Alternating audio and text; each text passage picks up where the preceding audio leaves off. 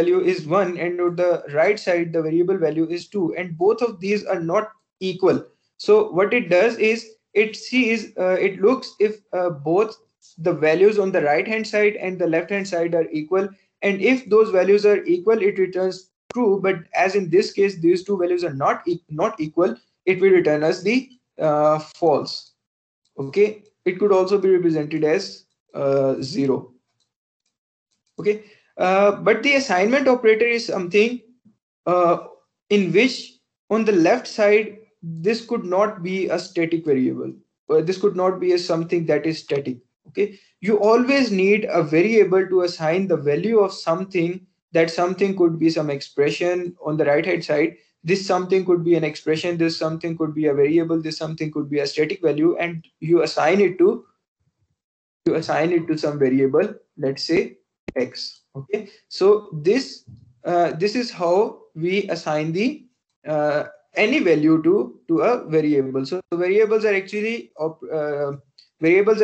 made using this particular assignment operator. uh, okay, here I have assigned some simple variables. I have defined the variable name, that is t in this case, and then I have added or using the summation, the result of the summation, and assigning the result to the variable t. So t becomes the a plus b. Similarly, here I'm assigning just the static value to the variable t. So we have made the a variable here, and you can also rewrite or override the not rewrite exactly, you can override the variable, as I have defined the value for the variable as t is equals to 5. Now my variable has the value 5, but what I have done in the latest step is that I have added the value 1 into the variable t, and I have assigned it again to the variable t. So what's happening here is that I have a variable, let's say I have a place on the memory, let's call it variable t, and it had the value 5. Okay, now what I have done, I have added the value 1 in this thing, and again assigned this value to the variable t. So now when I will retrieve this variable from the memory, it will give me the answer 6. Okay, so whenever I will be referring to the address of this particular variable t, it will return me the value 6. So what I have done is I have overwritten the value of the t, which was initially 5, but I have added the value 1 in it and have assigned again it to the variable t, and now the value of the particular variable t is 6. Okay.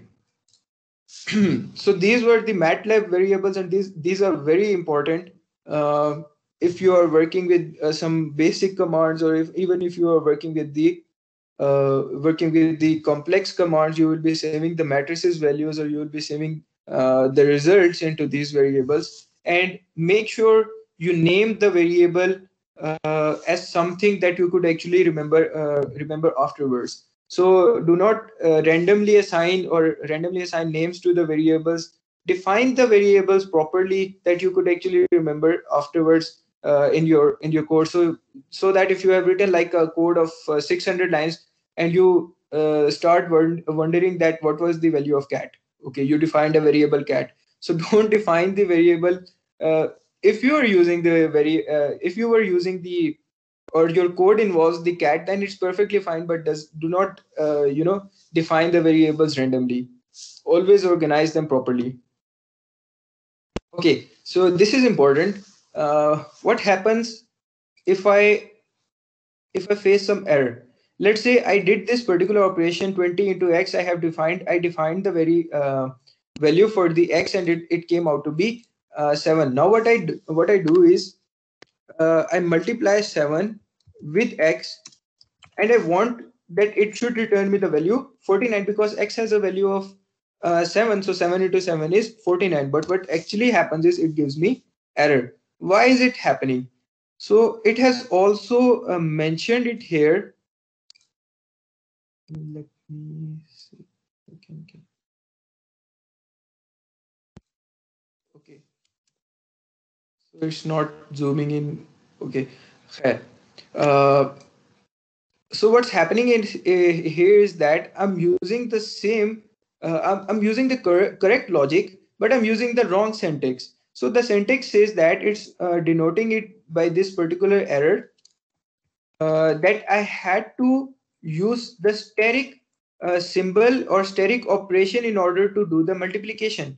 So the syntax error is actually represented by this particular arrowhead, and it says that the unexpected MATLAB expression, because MATLAB doesn't know that what is 7x. It has also suggested me that it should not be 7x, but it should be 7 steric x, which means that 7 multiplied by x. So when I do this, when I run this, I get the desired answer, that is 49. So that is how you actually face the errors in MATLAB, and how do you actually correct the MATLAB errors. So as indicated in this example, the x was assigned the value 10, and we did the operation 5x, which MATLAB cannot recognize, and that's why it gave us an error. And we can actually resolve this error by using the particular syntax, and that is 5 steric x, which represents the multiplication operator between the two values. Okay, this is very important because you will be working with complex expressions later whenever you will be using the MATLAB.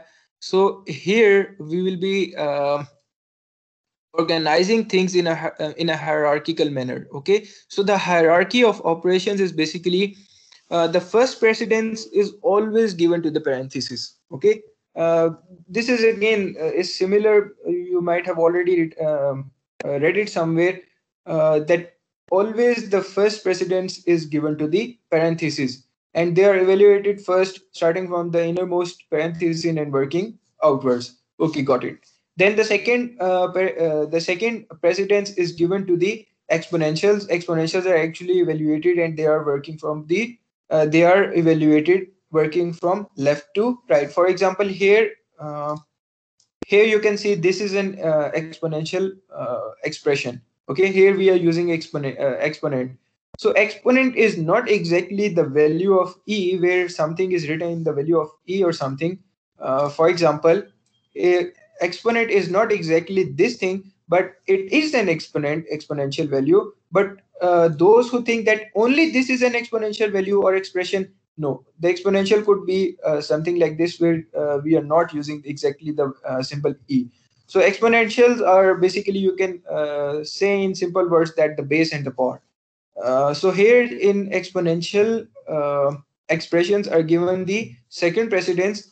The third precedence, as you all know, is given to the multiplication and division, and at last the fourth precedence is given to the addition and the subtraction. And again, it is important to know that these are actually evaluated working from left to right. So this is important. If you face two or three addition signs or subtraction signs, then you should know that they would be evaluated working from left to right. And it's quite important because those again, since I've done the electrical engineering, I'm in the last year of electrical engineering. So for electrical engineering, it's quite important because you will be learning, you will be using this in your MATLAB assignments, in your labs, in DSP labs, in your communication system labs, in your signal and system processing labs, and also those who will be working in the communication side, they will be using this in their ESEs, or in their FIPs, in their final year projects. So it is quite important to know that the basics of the MATLAB. Uh, Okay, we can actually run one of these commands in order to know what's the answer of this. Since I didn't mention it, I mentioned the answers here because I wanted you guys to implement this on your own. So let's discard everything. Okay, so example here is that I can give you the answer of these smaller equations because it's not that much difficult. So 1 plus 2, again, the parenthesis will be solved first. So 1 plus 2 will return me the value. Sorry. Okay, so 1 plus 2 here. would return me the value 3, because parentheses are given the higher precedence, and then this 3 will get multiplied with 3 and give me the answer 9. So the answer for the first expression must be 9. But for the second case, it's not 9, because here no parentheses are mentioned. So the first precedence is given to the multiplication operator here in this particular case, because according to the hierarchy, the multiplication thing comes first and then comes the addition thing. So addition operator. So multiplication will get done first. So 2 plus 3 will give me what 5 sorry 6, and then 1 will get added to it. It will give me the answer 7. So you know that if you are working on these simple expressions and you forgot to add the parentheses, then the answer is a mess. For example, let's for instance, this 7 was so major in your was a major variable in your computation that your results from 9 to 7 would indicate that your results were useless. Okay, so that is the importance, that you remember these basic stuff, and then you can build on these basic stuff. Okay. Let's try this example on MATLAB. Here it says that 1 upon 2 plus 3 square, then comes the addition 4 over 5 into multiplication 6 by 7. So we know that the first precedence in this particular expression would be given to the exponential. Since there are no parentheses, so we'll be assigning this exponential the first precedence, and then this addition, this will happen, and after that it will actually do this division. Then 6 by 7 will get multiplied by 4 by 5. This will get multiplied, and at the end we will get the expression 1 upon 2 plus 3 square, whatever that gives me as a result, plus the result of 6 into 4 upon 7 into 5. I'm sure it's not that much clear to you guys, so we can actually implement this. Okay.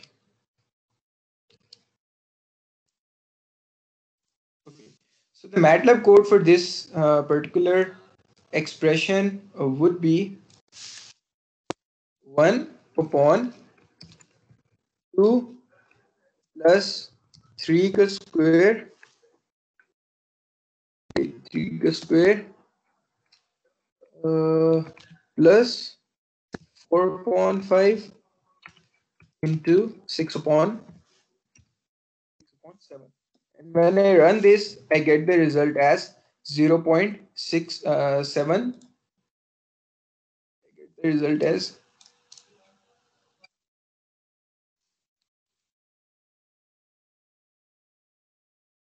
okay. Here is the result of my first expression, that is written here in the upper on the upper side. The result is 0.7766. Now, what happens if you forget these brackets that I included in my code? Now, it's important to know that these brackets are not defining kind of the precedence here, but they are important because if you miss these brackets, then what MATLAB sees is, okay, I have to do 1 by 2 first, then I have to do 3 ka square, then I have to do 4 by 5, and then I have to multiply it with 6 by 7. There is no brackets which indicate that this expression 2 plus 3 square, if I could actually mention it here, if I forget these parentheses, then MATLAB would not know that this expression 2 plus 3 square was together. I had to do this. Together. Now what happens is the MATLAB computes this result. Okay, it got it. Then it does this result. It does this result because we have the precedence higher for the division. Okay, so first step was done this, and then from left to right, what happens is it will do the 1 by 2 thing, then it will do the 4 by 5 thing, then it will do the 6 by 7 thing, and then multiply both of these things together, giving me a result. And then the result from these two, because these are the simple plus operators, it will give me the result of these operators, the summation operators, and eventually the whole result will be different, as you will be see in a minute, that the whole result will be different from this value that we got earlier when we use the parentheses. So it's quite important to use the parentheses whenever you will be working with the these simple expressions. So again, what we can do is I hide this expression and I'm removing the parentheses, and you can see that the result is uh, not a bit different from the original result, but it's like 10 folds or 12 folds different from the original result. So previously the result was 0.77. Show it here. Okay. First, the result was 0.77, but now the result is actually 10.7. So there is a huge error here in this particular example. So never ever forget the parentheses where these are required, and know the difference whenever you will be using these precedents of when you will be using the operators, that you have to add these operators with their particular precedence. So again, it is very important for all the people because here the answer in the original value, the error in the original value and the approximated value that we got is huge. So if you could actually calculate the error by subtracting this value from the original answer and dividing it by the original answer, it will be something like 1,000 or something like this, that you got the error of 1,000%. So that is not acceptable in any field or in any case. Okay, so I hope I could actually deliver the idea, the concept here. Okay, sir, we have a question here. Sure. A student asked, how do we define the number of decimal places and what is the setting by default? Okay, for decimal places, I actually didn't include slide here, and I should have, but I thought that this might be a bit complex or a bit complex topic for you guys. But here, as you saw that in this particular case, it returned me the values up to 4 decimal places. For example, 7766. So you can change this norm, or you can change the float values that are actually returned by using the simple command that are float points, and you can use those particular commands. But here, as a norm, I guess MATLAB returns the 4 decimal places, but it again varies from operator type, from variable types. For example, if you're using the signed integer or unsigned integers, then the return value would not include any of the decimal places. But if you are using floating points with, let's say, 16 bits for the decimal part, then you will be getting, let's say, 4 bytes, 4 decimal places. So all these systems, all these variable types have different decimal places that are being assigned to them. So if you want to know more about this, yeah, that is one actually good thing that I can show you here. So if you want to learn about the decimal places in MATLAB, so the major website that the community I actually mentioned earlier, I used, was this particular community, that is mathworks.com. You can find you can find help about anything here. So I was going to mention it in the later part of this workshop, but as you have already asked the question, so you can find the documentation of this particular thing that you want to learn. That is here, it is digits. You can find the examples, you can find the functions, videos, and answers. So the MATLAB community is huge. You can actually find the answer of anything here.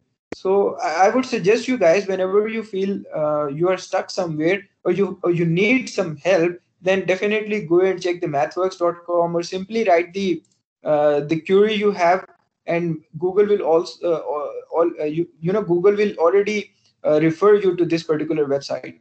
So I would say that you may use the help center, you may use the help in order to find uh, in order to actually answer your queries. Okay. uh, since we were working with the command line here, so this is actually interesting because we were using a simple command or a single line command for now. but we can also use or we can include multiple statements on a single line in a MATLAB command window. And this could be done by using a semicolon or a comma. So the difference between the semicolon or the comma is that whenever you put a semicolon, it will not show you the value of that particular variable that you actually used. For example, a. The result you can see the value of b and c, but you cannot see the value of the a. So MATLAB actually suppresses the answer of the variable that came before the semicolon.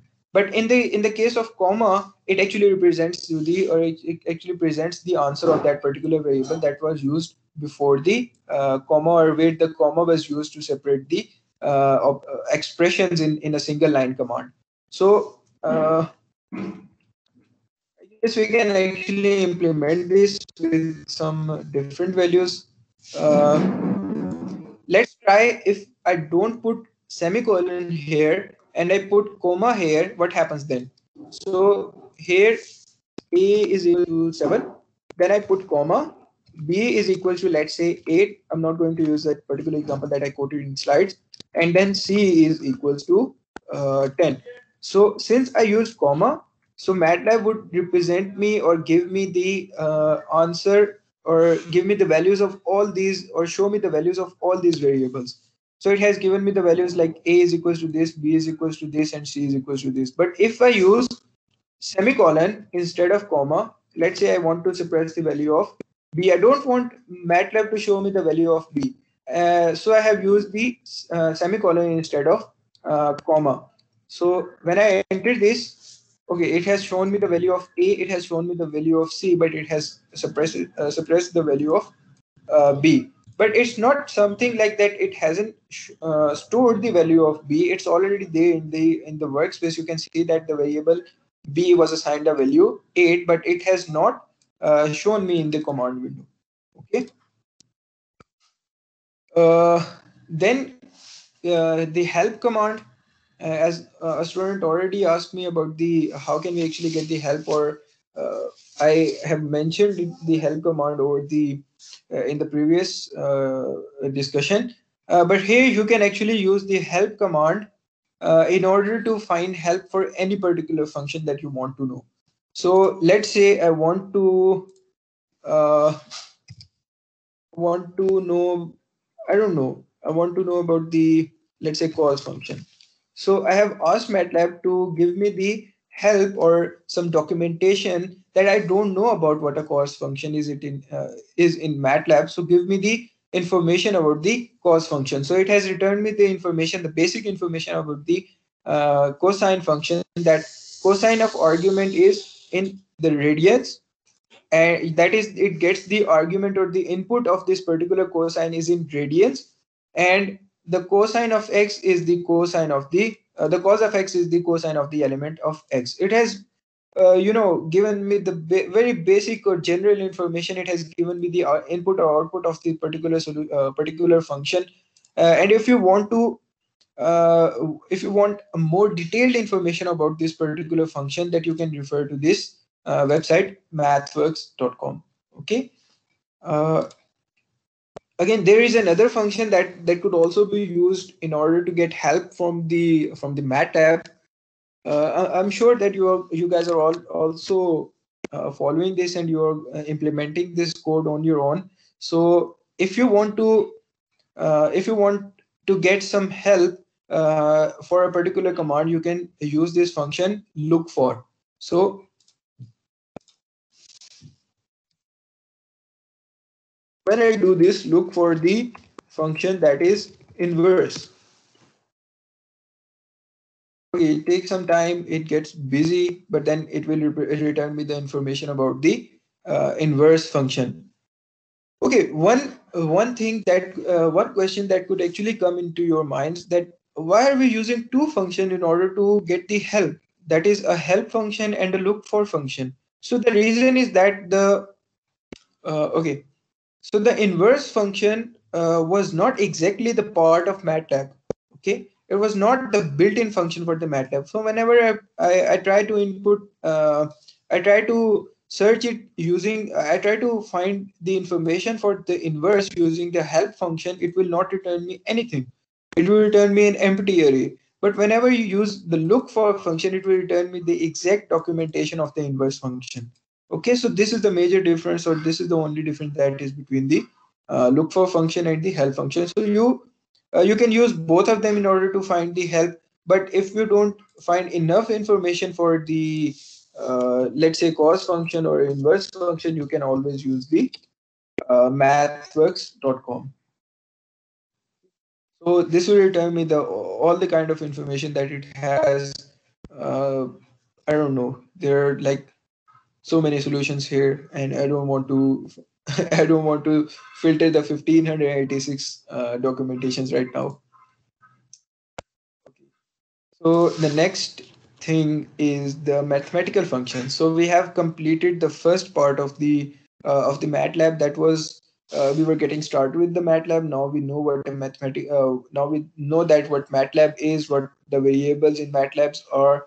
How can we actually look into the help for the MATLABs? We have seen that what are the multiple statements, the hierarchy of the operations. We had also seen the some errors that we phase. Now it's time to use it to find the use to do the mathematical computations. So here actually borrowed this table from internet. In fact, later on the tables that I will be presenting will be borrowed from the internet. Okay. MATLAB offers predefined mathematical functions for technical computations, which contains a large set of mathematical functions. So, if you want to, since I mentioned it earlier, and it also the name also signifies the matrix laboratory. So here the MATLAB is actually involving so many mathematical functions. It can compute so many mathematical functions, and it has a large range of mathematical functions that are built in. So you don't really have to worry about how can I find the value of cos, or how can I find the value of tan. So it's already in the MATLAB. So you just have to define a variable, then you have to pass that variable into the particular function. So MATLAB will take care of the rest. And for example, you want to find the value of, let's say I defined a variable that says x is equals to 30 degrees. Okay, though MATLAB demands the value to be in the radians, but let's say for the example purposes, I say x is equals to 30 degrees, and then I say that the y is basically equals to cos of x. So what I've done here is that I've just defined a particular variable, and then I have passed the value of that variable into the predefined or built-in function of the MATLAB, the mathematical function of the MATLAB, in order to find the value of y. So those people who have actually worked in C or C++, they know that it's quite difficult in order to include the external libraries into the C or C++.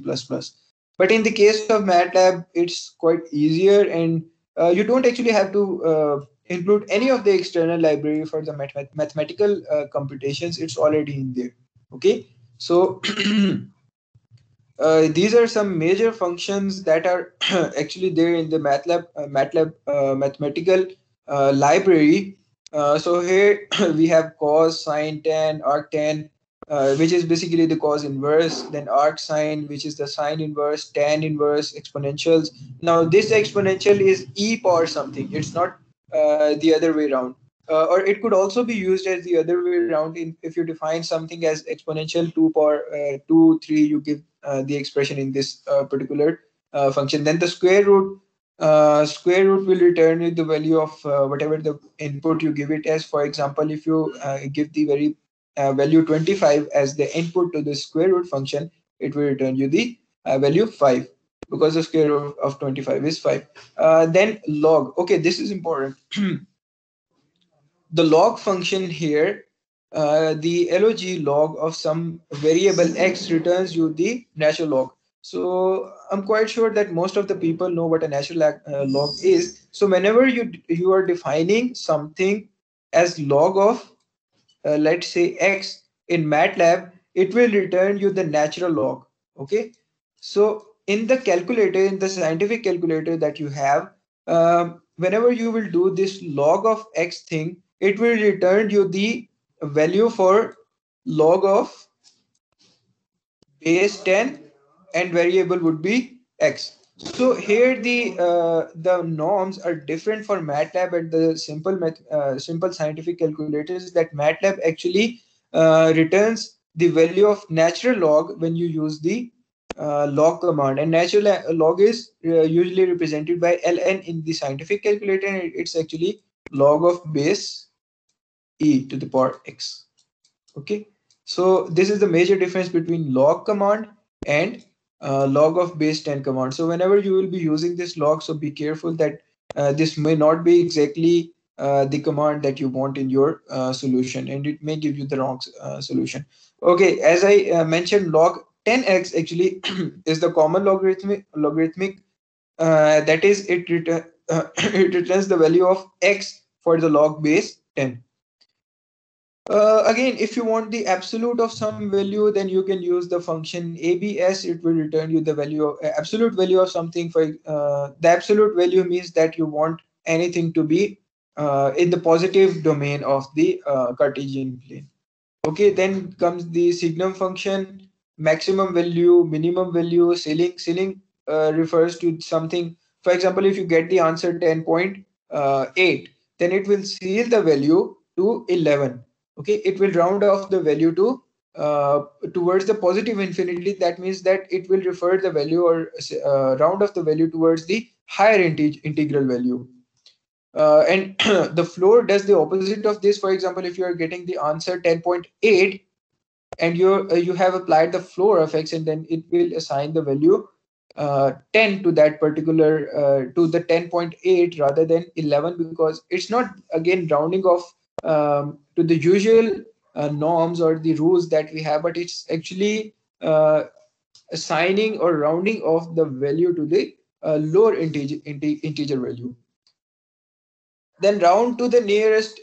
No, this is something that is actually or we usually actually see when we are rounding off the figures, that it rounds the value to the nearest integer rather than sealing the value or the flooring the value. Remainder, for those who use the C or C++, the remainder is actually presented by the percentage sign, but here we have a particular function that is rem in order to find the remainder after division. This is very important because you will be working with the phase of things, phase of complex numbers. So in order to find the phase angle, you use the command angle, and in order to find the magnitude of something, you can actually use the absolute command. And last one is whenever you will be working with the complex numbers. I'm pretty sure you already know about the complex numbers. In fact, you already know about the complex numbers. So the complex, this conjugate command will return the complex conjugate of that particular complex number. Okay. Moving forward, MATLAB actually has some predefined values that you can use. You don't really have to define the value for them. For example, for if you write pi, then it will return you the value of pi, that is 3.14 and so on. For example, if I return the value, let me clear the command window. If I write pi, then it will return me the value 3.1416. So I guess for that one person who asked me about the decimal places, it's always returning me the value in 4 decimal places. So I guess this is the norm, that MATLAB always returns the value in 4 decimal places in default. But you can also change the number of digits in the binary places or in decimal places using the digit command or the digit function in the MATLAB. You can look for the additional information on the internet, as I have already mentioned. Uh, okay. Then comes the I and j. Both of these variables or both of these elementary functions are used, and these constant values are used in order to denote the imaginary unit, that is iota. So in order to denote iota, we use I or we use j. uh, that is actually to work with the complex numbers. Then infinity is represented by INF. So it's actually very intriguing that you can also work with the infinity values here in the MATLABs. Although it won't be returning you some particular some definite value, but you can actually use the infinity in your computation. So you whenever you will be uh, let's say you want to find the limit from, let's say, x is equals to 0 to x approaches to infinity, you can use the variable infinity in somewhere there. So, and this capability is not available in the simple scientific calculator, so it makes your life a bit simpler. Then NaN, this shows that it is not a number, that whatever you have defined, it is not a number, so it will return the value NaN. For example, if I want to find the intersection or union of something, okay, I have to find the intersection, and I'm dividing that with union, but that particular expression which I gave to it as input didn't really have anything for this, didn't really have anything in common, that is intersection is 0, or the whole scenario was actually had nothing. So 0 by 0 kind of 0 by 0 form. So in that particular scenario, in order to represent the 0 by 0 form, it will return me the value or the constant NaN, that is not a number. Okay, so these were some predefined constant that you should know before starting the MATLAB, because these are some very important and major constant that you will be using if you will be writing the code in the MATLAB. Okay, then in order to do the mathematical computations, here is our first example. I guess we have like 40 minutes, so we can do the examples. I have some like okay, so we can actually do some examples here. Okay, so the first expression that we want to solve is y is equals to e power minus a sine of x plus 10 under root y. So how will I define this in the MATLAB? I have to write a code for in order to solve this particular code.